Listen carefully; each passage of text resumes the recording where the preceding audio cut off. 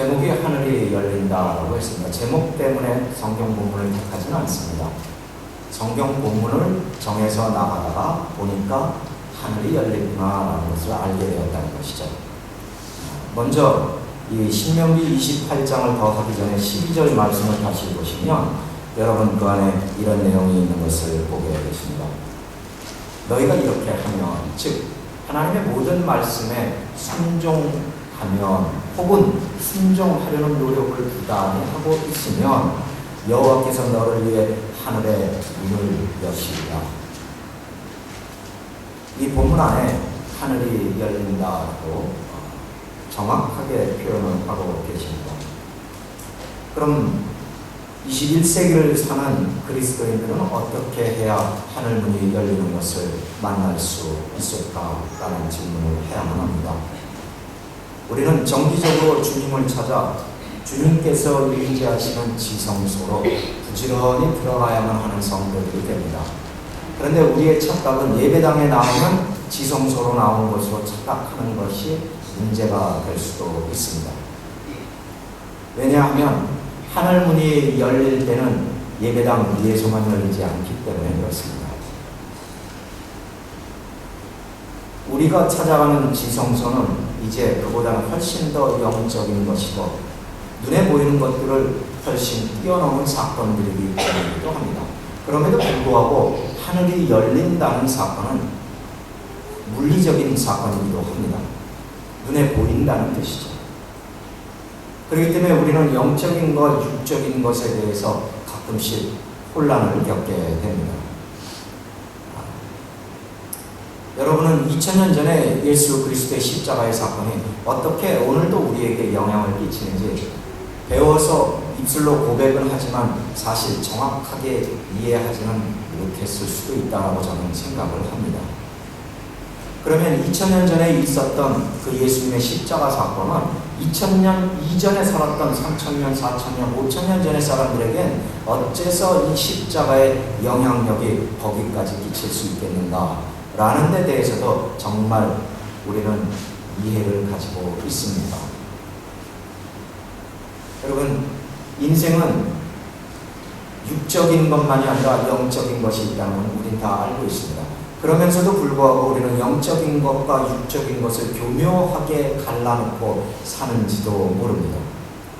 예수 믿는 건 모두 영적인 것이고 우리가 세상에 사는 것은 육적인 것이니까 어떤 면에서는 상관이 없을지도 몰라라는 자기만의 생각들이 우리들 가운데는 존재하고 있을 것이다라는 거죠. 여러분 이런 표현을 들어보셨습니까? 예수님께서 다시 오시는 그때는 아무도 모른다. 심지어 예수님조차도 모르신다. 그리고 그때는 도적같이 임할 것이다 라고 생각을 그렇게 가르쳐 주니까 우리의 생각은 그건 맞지. 도둑님이 오실 때 미리 예고하고 오는 법은 없습니다.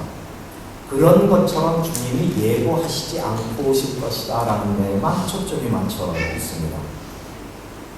그렇다고 주님 오실 걸 알고 깨어있으라 했다고 해서 1년 내내 잠 안 자고 깨어있을 방법은 없습니다. 육적으로는 그렇습니다. 영적으로는 깨어있을 수 있을 것이다 라고 믿습니다. 그럼 육체적으로는 자도 되는 거냐? 라는 질문이 나왔습니다. 여러분,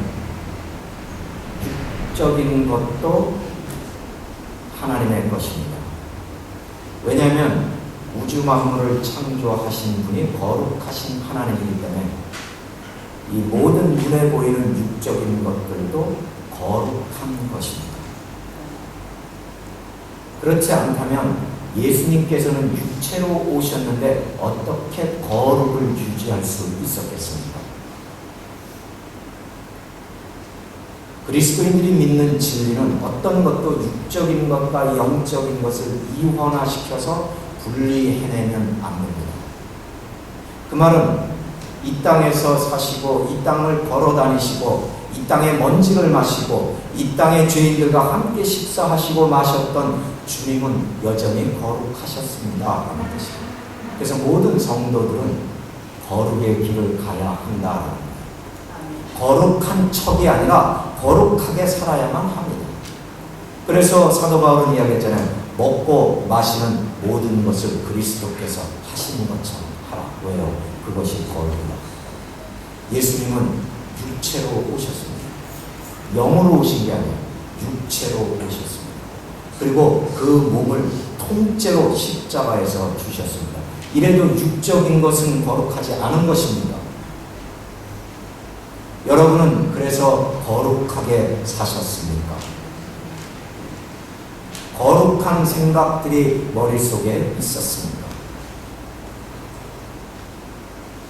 오늘 우리가 하나님의 지성소로 들어가기 위해서는, 하나님의 축복의 문으로 들어가기 위해서는 부단한 순종의 노력과 멈추지 않는 기도와 희생적으로 하나님 앞에 드려야 하는 것이 필요하다고 이야기합니다.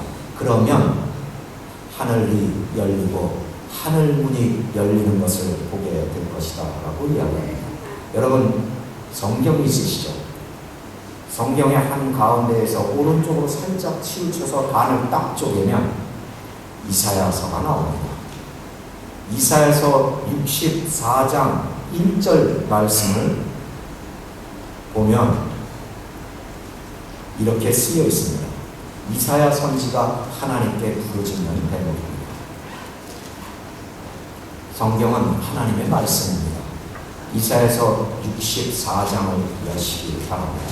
시간을 드리겠습니다. 구약의 1045페이지 정도 될 것입니다. 제 성경은 한영 성경이라 조금 다를 수 있습니다. 구약의 1045페이지 정도를 여러분이 보시면 이사야서 64장 1절 말씀 그리고 2절 말씀 천천히 찾으시기 바랍니다. 여러분의 성경을 찾는 그 페이지 넘기는 소리가 하나님께서 들으시기에 가장 아름다운 소리라고 하셨습니다. 여러분은 성경을 찾는데 주저하시지 마시기 바랍니다. 64장 1절 2절 하나님 말씀 제가 받들어 읽고 여러분 눈으로 따라 읽으시기 바랍니다. 원하건대 주는 하늘을 가르고 강림하시고 주 앞에서 산들이 진동하기를 불이 섭을 사르며 불이 물을 끓임같게 하사 주의 원수들이 주의 이름을 알게 하시며 이방 나라들로 주 앞에서 떨게 하옵소서. 아멘. 여기서 이사야 선지자는 저는 원합니다. 여호와께서 하늘을 가르시고 임하시옵소서. 그런데 여기서 하늘을 가르다라는 이 단어는 그냥 이렇게 갈라내는 것이 아닙니다. 실제 히브리어 원어로 보면 이것은 찢어내다라는 뜻입니다. 하나님이 하늘을 찢고 이 땅에 임하시옵소서. 이사야 선지는 이것을 은유적으로 표현한 것이 아니라 글자 그대로 표현한 겁니다. 왜요? 예수 그리스도께서 승천하실 때 하늘을 찢고 올라가셨지 하늘에 부닥쳐서 떨어진 적은 없잖아요. 왜 예수님은 하늘로 올라가셨는데 하늘을 찢고 다시 내려오실 거라는 생각은 우리가 하지 않습니까? 그건 육적이잖아요. 그건 물리적이잖아요. 그건 눈에 보이는 거잖아요. 그래서 이사야 선지는 이와 같은 중보 기도를 했다는 것입니다. 이럴 때 진정한 부흥이 일어나기 시작합니다. 위대한 영적 각성의 특징들은 언제나 여러분 예측이 불가능하다는 데 있습니다. 일반적이지 않기 때문에 그렇습니다. 이사야 선지는 하나님께서 과거에 그러시지 않았습니까? 그러니까 이번에도 하십시오, 해 주십시오라고 기도하고 있습니다. 언제 과거에 그랬습니까?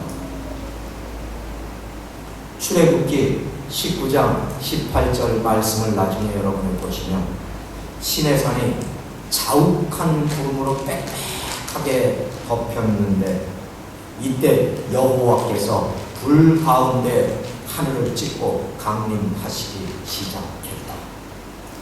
실제적으로 내려오셨더라.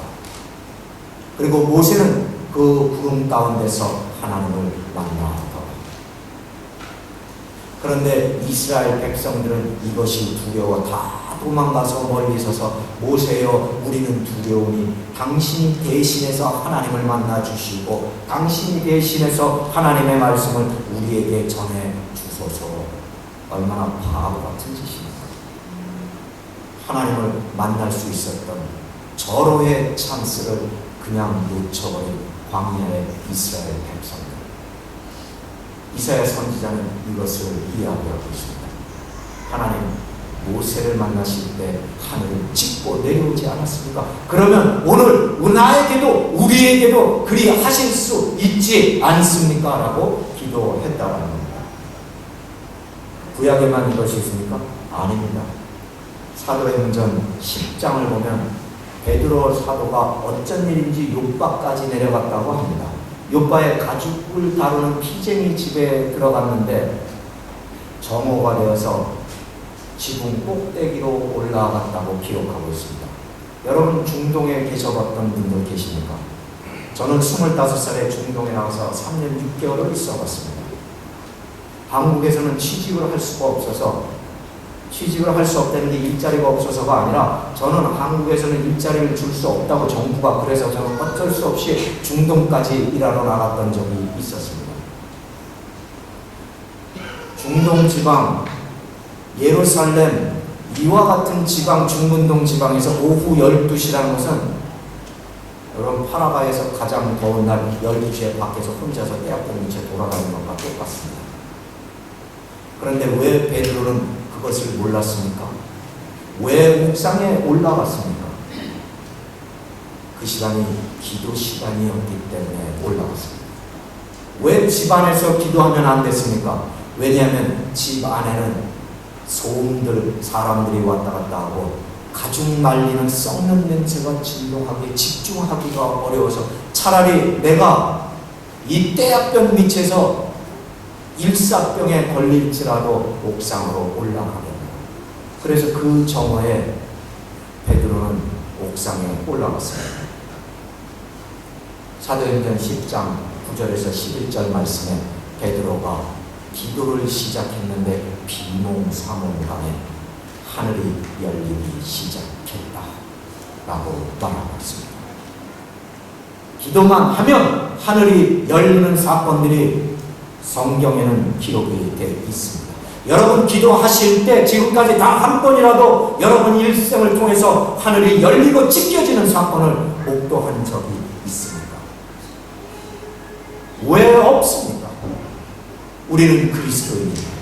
우리의 이름 속에 그리스도가 들어가 있지 않습니까? 그리스도인. 내 이름이 그리스도의 이름을 가진 이름입니다. 우리는 왜 하늘이 열리는 체험을 하지 못했습니까? 기도를 하지 않았기 때문입니다. 베드로는 12시에 그 뜨거운 떼약볕 밑에서 기도할 때 사실은 무지하게 배가 고팠던 모양이에요. 그러니까 하늘에서 먹을 것이 내려왔죠.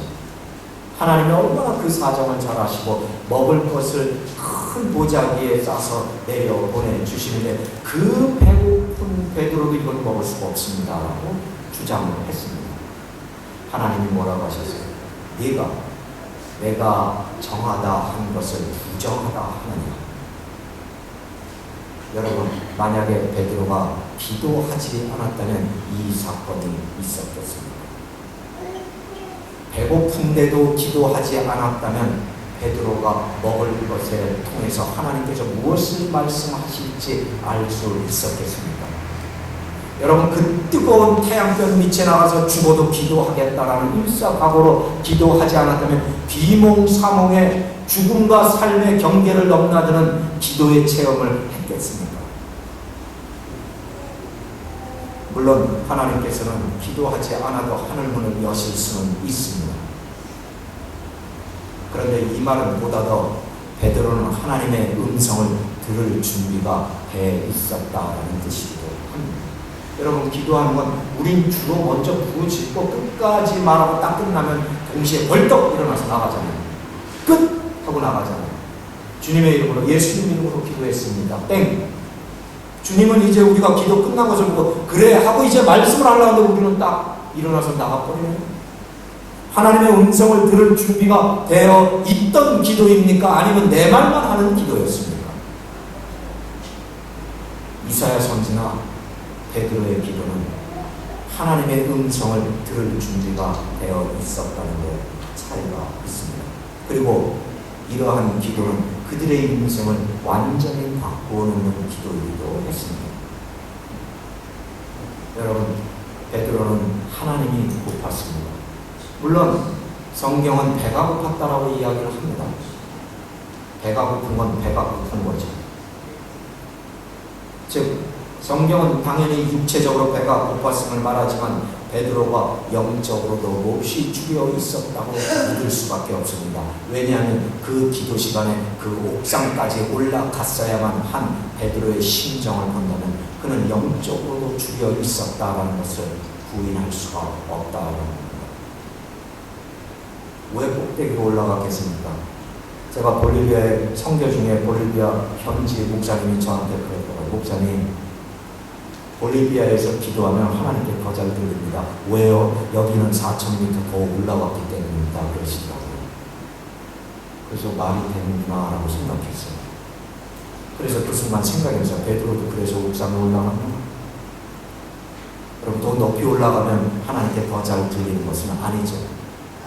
하나님은 인간의 높낮이에 상관이 없으신 분이기 때문이기도 합니다. 중요한 것은 베드로는 제때 바른 선택을 했고 그리고 그 선택에 따라 바른 행동을 취했습니다. 여러분은 정해놓으신 기도 시간이 있습니까?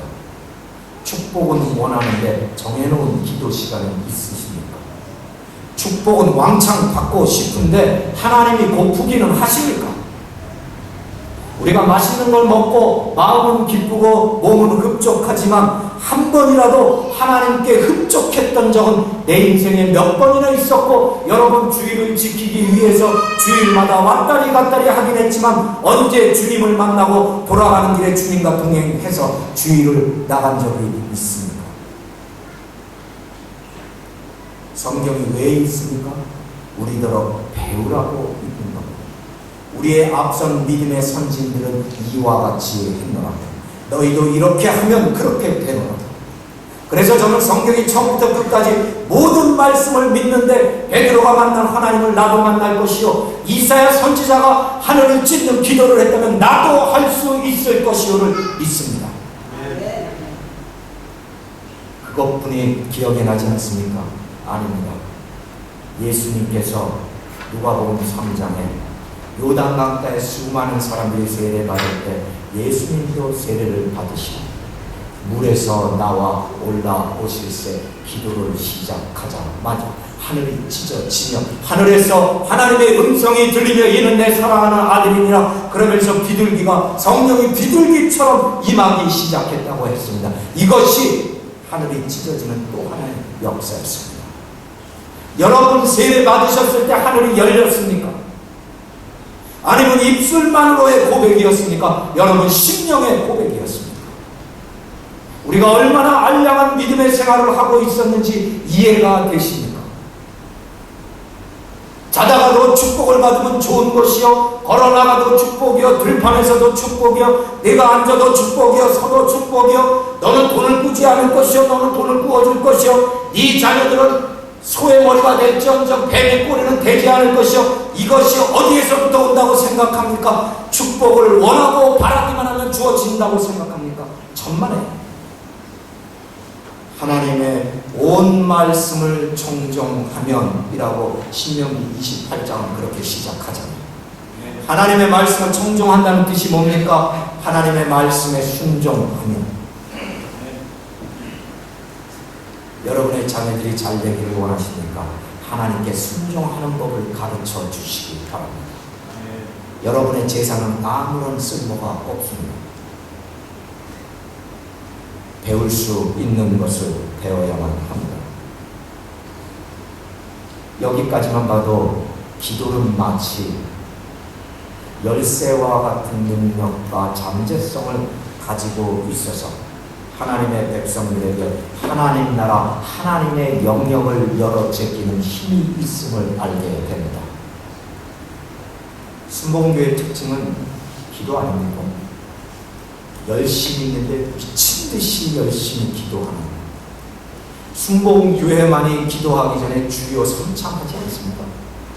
제가 장로교회 목사로서 순복음교회에 와서 처음으로 기도하는 모습을 보고 제가 충격을 받았어요.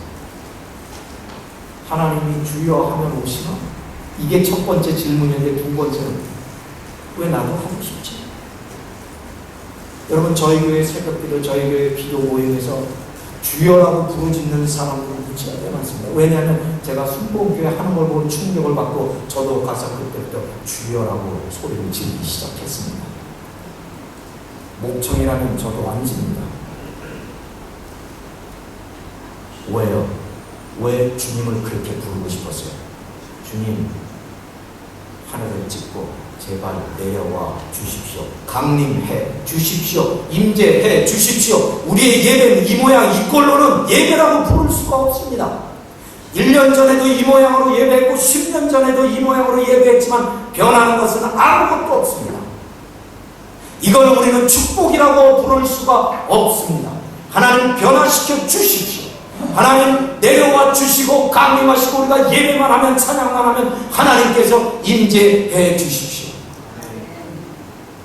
이건 입술만의 고백으로 되지 않습니다. 도대체 우리는 이 열쇠를 어디에서부터 잊어버린 겁니까? 여러분, 자동차 하나를 운전하려고 해도 열쇠가 있어야 되잖아요. 그런데 왜 하나님에 대해서는 우리는 열쇠는 잊어버리고 살아도 된다고 믿습니까?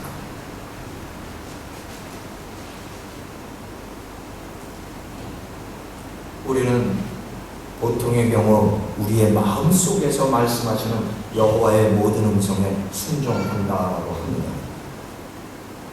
우리가 순종하면 신명기 28장 12절 말씀대로 하나님께서는 하늘문을 여시고 넘치는 그분의 보물 창고를 여시고 때에 따라 너희의 땅에 비를 내리시고 내 손으로 하는 모든 일에 축복을 두시리라. 아멘입니까 여러분? 그런데 전제는 순종입니다. 단지 우리는 이 말씀을 붙잡는데 어떻게 해야 될지 모르는 것 같아요. 우리가 그저 말로만 하고 청구만 하면 축복은 주어지는 거라고 오랫동안 잘못 인식해 왔을지도 몰라요.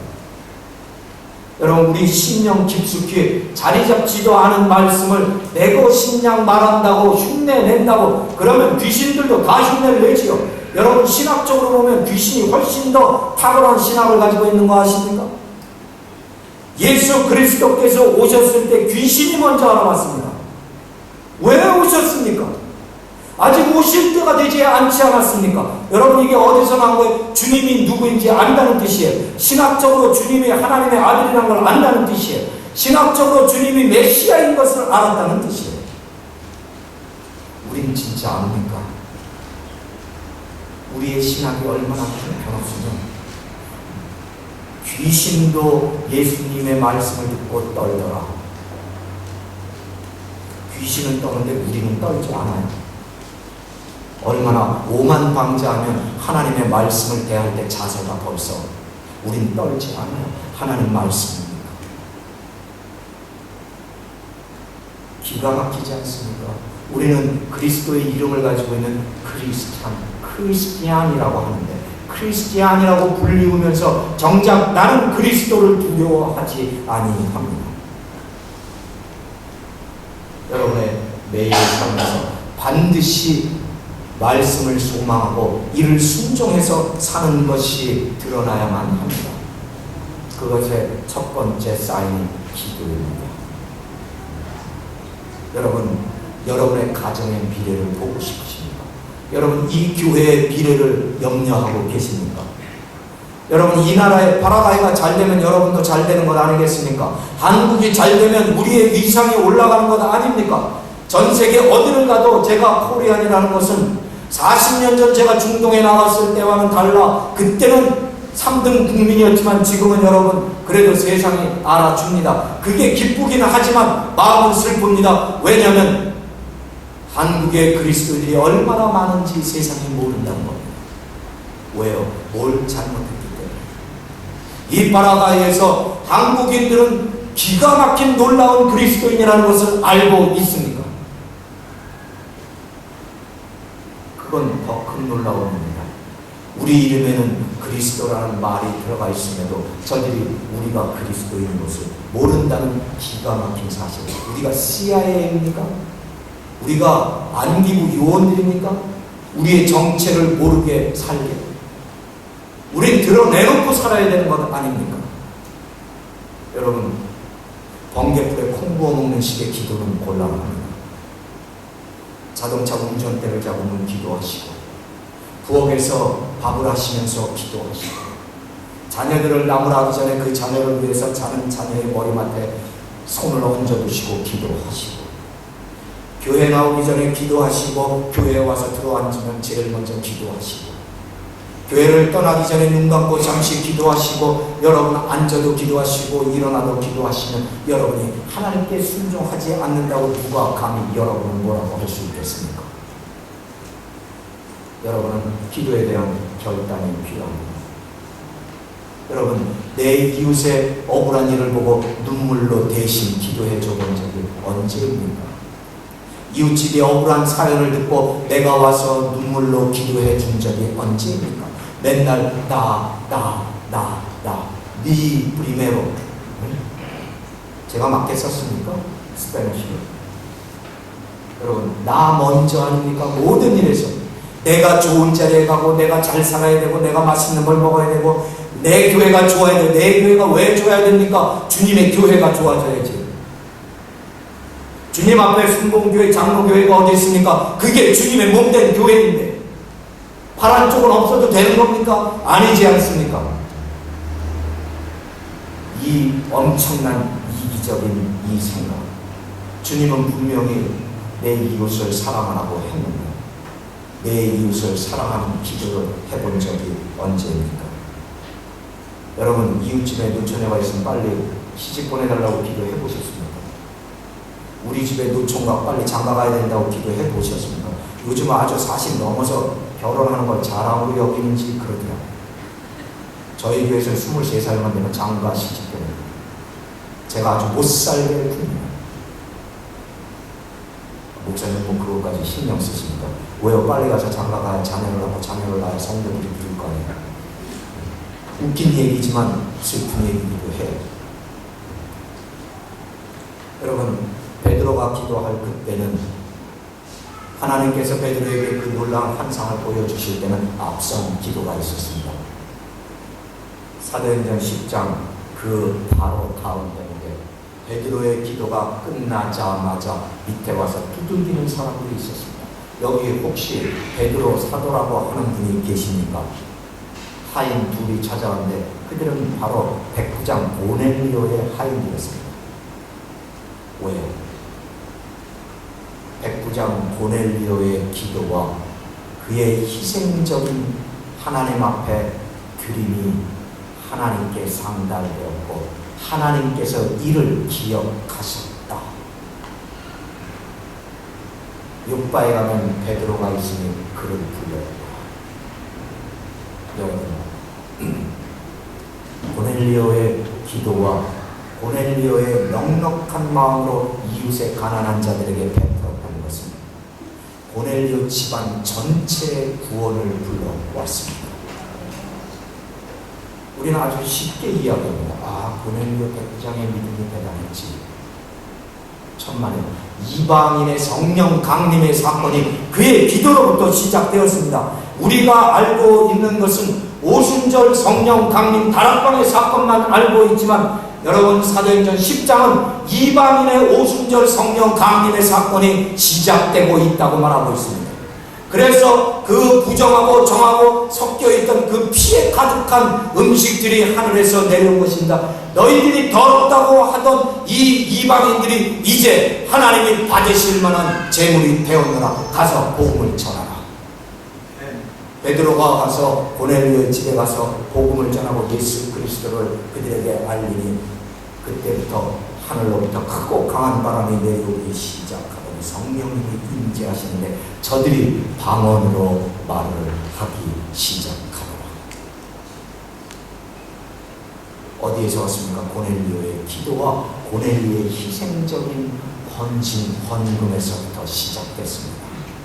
하나님이 이를 기억하셨다라고 성경은 기록합니다. 여러분의 지난 감사 헌금을 하나님께서 기억하십니까? 여러분의 11조를 하나님께서 기억하실 거라고 믿으십니까? 여러분의 그간 지나간 모든 새벽 기도와 여러분의 주일 기도를 하나님께서 기억하십니까? 그런데 왜 파라다이는 아직 아무런 움직임이 보이지 않습니까? 11조는 10분의 1이 11조가 아닙니다. 한 달에 1000불 버는 분은 11조 하면 100불을 내시는 게 맞습니다. 한 달에 10만 불을 버시면 11조를 하시면 안 됩니다. 10,000불 내시고 9만 불이 남잖아요. 10에 3조, 4조를 하셔도 5, 6만 불이 남으시잖아요. 그거 가지고 뭐 하실 거예요? 하나님이 기억하실 만한 희생적인 헌신이 우리에게는 있었습니까? 하늘이 열리는 역사가 우리의 기도 끝에 있었습니까? 우리의 삶에 우리의 모습을 보시고 하나님께서 이 교회를 축복하신 적이 있습니까? 그때가 언제인지 너무나 먼 기억이라서 이제는 기억조차 나지 않습니까? 우리의 자녀들에게 공부가 먼저가 아니고 좋은 직장이 먼저가 아니고 좋은 사업체가 먼저가 아니고 하나님이 먼저고 네가 기도하면 하늘이 열리는 역사가 일어나는 것이 먼저니라 그렇게 가르친 적이 언제였습니까? 사도행전 7장 56절에 스데반 집사가 순교하기 직전에 이렇게 이야기합니다. 보라, 내가 인자가 하나님의 우편에 서 계신 것을 보는도다. 스데반 집사가 순교하기 직전 그는 하늘이 열린 것을 보았습니다. 왜 이분들은 다 하늘이 열린 것을 보았는데 나는 볼 수 없는 겁니까? 습관적으로 믿는 것은 율법주의라고 부릅니다.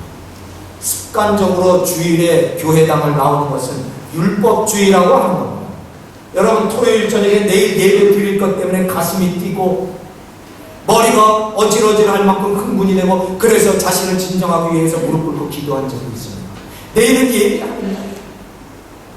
주일이 기다려져. 여러분 그때가 언제였습니까? 새신자적 며칠을 빼놓고 기억난 적이 있습니다. 늘 예배는 그런 것이고 늘 예배는 감흥 없이 그런 것이지. 하나님 앞에 예배하는 게 그렇게 지루하고 재미없는 일인 줄 여러분 어떻게 아셨습니까? 여러분은 하나님 앞에 지속적으로 무릎을 꿇으시길 바랍니다. 우리는 믿음이 구원이라고만 생각합니다. 그러나 에베소서 1장을 자세히 읽어보면 구원은 하나님의 계획의 일부일 뿐입니다. 하나님의 계획은 온 우주의 모든 것이 그리스도 안에서 통합되고 하나가 되는 것을 성취라고 이야기합니다. 우리의 알량한 생각은 구원받는 걸로만 시작하고 구원받는 데서만 끝납니다. 그래야 내 생활은 적당히 세상적으로 살 수 있기 때문입니다.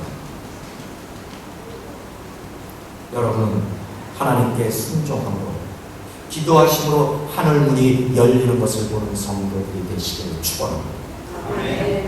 여러분 근데 하나님의 이 하늘 문이 열리는 사건 하나님께서 내가 말라기 3장에서 여러분 말라기 3장 10절 너무나도 잘 아시잖아요. 내가 하늘 문을 열고 축복을 저수지를 열고 댐을 방류해서 물이 쏟아지는 것처럼 너희에게 부어주리라 라고 말씀하시잖아요. 우리는 축복에만 관심이 있어요. 물이 쏟아진다는 이 표현이 뭔지를 몰라요. 왜요? 창세기 7장에 가면 노아의 600년째 되던 해 2달째 17일이 되던 날 하늘문이 열리고 땅의 깊은 샘의문이 열리고 밑에서 물이 올라오고 위에서 하늘문이 열린 채로 비가 쏟아지기 시작했다라고 표현한 것입니다. 마지막 심판은 아니었지만 그 시대의 마지막 심판의 문이 열렸습니다. 그때도 하늘문이 열렸습니다. 그런데 그 심판의 하늘문이 열릴 수 있었던 것은 그 앞에 나와 있는 노아의 100년이 넘도록 하나님께 순종한 순종의 역사 끝에 하늘문이 열리기 시작해서 그 시대에 타락한 온 땅을 채워나가기 시작했습니다. 이게 우리의 기도요, 우리의 순종의 결과입니다. 여러분, 이 시대가 타락한 것을 한탄하기 전에 우리의 기도가 부족한 것을 한탄하시기 바랍니다. 우리의 순종이 이르지 못했음을 반드시 인지하시기 바랍니다. 여러분이 하나님이 주시는 축복을 받다 못해 그 축복이 넘어가는데 이웃에게까지 흘러가는 것을 막을 방법이 없는 것이 저수지 수문을 열고 물을 방류할 때 같은 것입니다. 그 물의 힘을 누가 막겠습니까? 그 축복의 힘을 누가 막을 수 있다는 말입니까? 여러분, 순종으로 감사 헌금하시고 순종으로 선교 헌금하시고 순종으로 11조를 드림으로 고넬리의 집안 전체가 구원을 받았던 사건, 그 집의 하인까지도 구원을 받았던 사건을 생각하면 여러분의 집안, 여러분의 순종 하나가 여러분의 주변에 있는 수많은 사람들에게 구원의 역사를 일으킬 것을 생각해 보신 적이 있습니까? 여러분의 순종의 감사가, 여러분의 순종의 기도가 여러분의 가정에 넘치기를 축원합니다. 여러분의 넉넉한 믿음의 헌신이 이 순복음교회를 넘치도록 축복을 받는 교회뿐만이 아니라 교민사의 모든 교회들까지도 은혜를 나누어 가질 수 있는 그런 교회의 성도들이 되시기를 축원합니다. 이 모든 것을 기억하셨던 하나님, 노아를 기억하셨던 하나님, 고넬리오를 기억하셨던 하나님, 베드로와 이사야를 기억하셨던 하나님께서 여러분 한 사람 한 사람의 이름을 반드시 기억해 주시는 축복이 임하기를 주님의 이름으로 축원합니다.